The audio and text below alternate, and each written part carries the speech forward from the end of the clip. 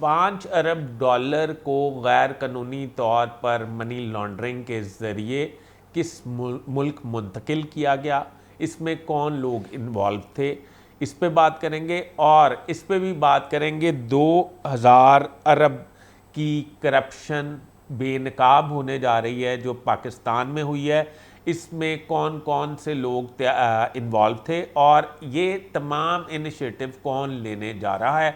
आइंदा मुल्की सियासत में बहुत बड़ा भूचाल आने वाला है। SIFC एक इदारा बनाया गया कि मुल्क की मईशत को बेहतर तरीके से बनाया जा सके और मतलब गैर मुल्की इन्वेस्टमेंट जो पाकिस्तान में आती है उसको वन विंडो ऑपरेशन के ज़रिए फौरी फाल किया जा सके। सूरत हाल ये थी कि जब कोई गैर मुल्की सरमायाकार पाकिस्तान आता था तो उसको हमारे सरकारी इदारे जो हैं वो इतने मतलब हीलो हुज्जत से काम लेते थे और इतने मसाइल का शिकार कर देते थे कि वो वापस अपना सरमाया उठा के भाग जाता था या उनसे भारी रिश्वत मांगी जाती थी। SIFC का इदारा इसलिए SIFC का क़याम इसी वजह से किया गया था कि वन विंडो ऑपरेशन होगा और जो गैर मुल्की सरमायाकार आएगा वो SIFC के ज़रिए सरमायाकारी करेगा और उसने कोई लाइसेंस लेना है, उसने कोई लीगल डॉक्यूमेंटेशन करनी है तो वो सारी भी हो जाएगी। जिस तरह के बांग्लादेश में है, बांग्लादेश में अगर आप कोई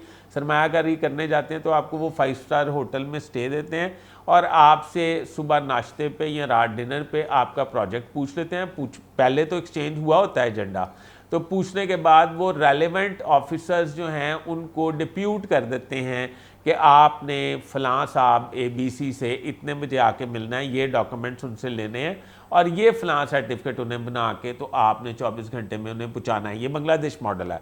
SIFC भी किसी भी मुल्क में तरक्की करने के लिए ये मॉडल बहुत ज़रूरी है। पाकिस्तान से वो ब्यूरोक्रेट जो 5 अरब डॉलर जो है मुबैना तौर पर पाकिस्तान से पुर्तगाल मुंतकिल कर चुके हैं, उनकी फरिश्तें सामने आना शुरू हो गई और पुर्तगाल में जो वज़ीर दिफा कहते हैं कि शहरियत ली जा रही है, ब्यूरोक्रेट वहाँ पे पैसे मुंतकिल कर रहे हैं। एक मेरी तहकीकात के मुताबिक 22,000 ब्यूरोक्रेट्स ने पुर्तगाल में शहरियत हासिल कर रखी है। आप अंदाज़ा लगा लें, पाकिस्तान जैसे मुल्क के 22,000 ब्यूरोक्रेट्स ने पुर्तगाल में शहरियत हासिल कर रखी है और एक अंदाजे के मुताबिक पुर्तगाल में पिछले कुछ सालों में 3,40,000 नई जो नेशनैलिटीज़ हैं वो दी गई, जिसमें अक्सर व बेशतर का ताल्लुक पाकिस्तान से है। और एक साल में 21,000, यानी कि ये जो 2025 जा रहा है, एक साल में 21,000 नेशनैलिटीज़ दी गई, जिसमें मतलब मेजॉरिटी जो हैं वो पाकिस्तानी हैं।